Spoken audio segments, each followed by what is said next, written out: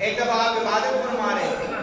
علاقے کا ایک بندہ آیا، حضور فلاں علاقے میں بہت فوت ہو گیا ہے، یہ دنیا کا نظام چلانے کے لیے وزیر مشیر، ایسے ہی روحانی نظام چلانے کے لیے ایک الگ موضوع ہے،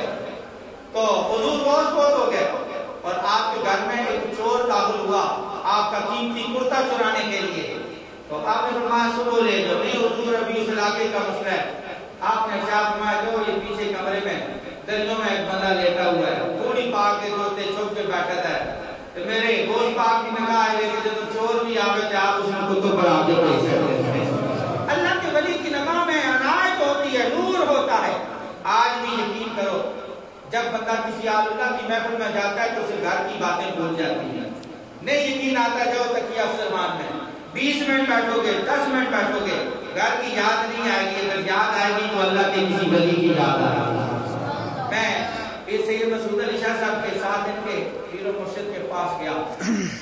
تقریباً 12 مرتبہ زیارت کی، بس ایک ہی نور ہے، ہر طرف ذکر ہی ذکر ہے، ذکر ہی ذکر ہے، اور پیر کی نشانی یہ ہے کہ اسے دیکھو، اس کے دیکھتے ہی اللہ اور اس کا رسول یاد آ رہا ہے۔ جو پیر نماز سے روکے وہ پیر نہیں ہے، جو پیر زکات سے روکے وہ پیر نہیں ہے۔ آج کل یہ بھی پیر لمبے لمبے چوکے پہن کر گھروں گھروں میں پھرتے ہیں، یاد رکھ لو پیر وہ ہوتا ہے جو شریعت مطہرہ کا پابند ہو، اللہ اور اللہ کے رسول کے بتائے ہوئے طریقوں کا پابند ہو۔ اور سیدنا شیخ عبد القادر جیلانی آپ جب ولایت میں عروج پر تھے تو آپ کے پاس اچانک آسمان پہ ایک بادل برسا، اس میں نور آیا، اس نور کی شعاؤں نے کہا اے عبد القادر جیلانی میں رب ہوں اور میں نے تیرے لیے مستحبات چھوڑ دیے، میں نے تیرے لیے فرائض میں کمی کر دی۔ آپ نے فرمایا لا حول ولا قوت الا باللہ، پھر وہ سیاہ بادل بنا، پھر آواز آئی اے عبد القادر جیلانی تجھے تیرے علم نے بچا لیا۔ آپ نے فرمایا لا حول ولا قوت الا باللہ، نہ مجھے میرے علم نے بچایا بلکہ مجھے میرے رب کے فضل نے بچا دیا۔ وہ شیطانی طاقت تھی، ہر طرح کا حملہ کر رہی تھی، آپ نے فرمایا رب دیتا ہی ہو کہ نماز کا۔ تو پھر زندگی کیسے گزاری؟ آپ نے جناب 15 سال تک عشاء کی نماز سے لے کر صبح کی نماز تک ہر روز پوری رات ہر روز ایک قرآن پڑھا کرتے تھے۔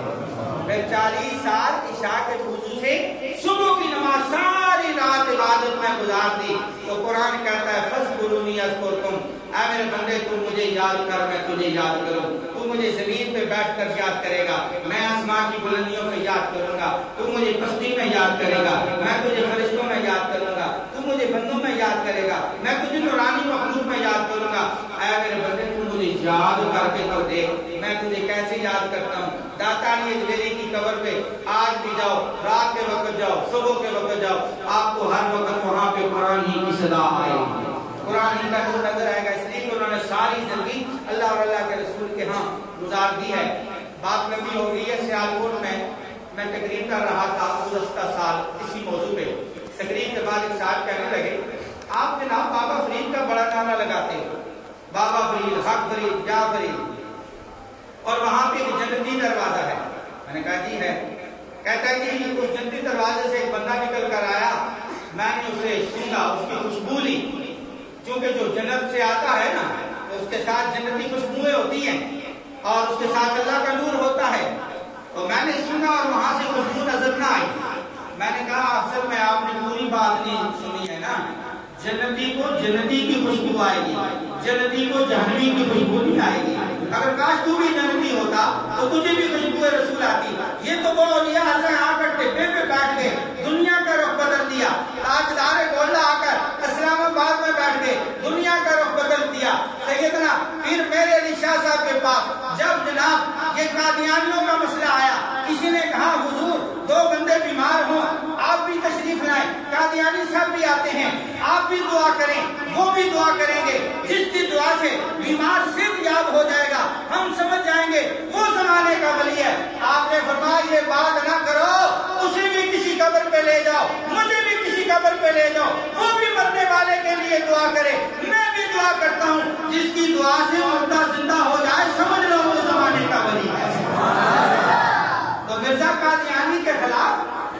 پیر میرے علی شاہ صاحب نے ڈکا لگایا، اور آج دنیا میں کونے کونے میں اللہ کا جو سلام پھیلا ہوا ہے یہ اولیاء کی محبت کی وجہ سے خیال رکھنا. میرے پیارے دوستو اپنے تعلق ان سے کر لو جن سے خوشبو رسول آتی ہے. اللہ تعالیٰ ہم سب کو نیک عمل کی توفیق عطا فرمائے.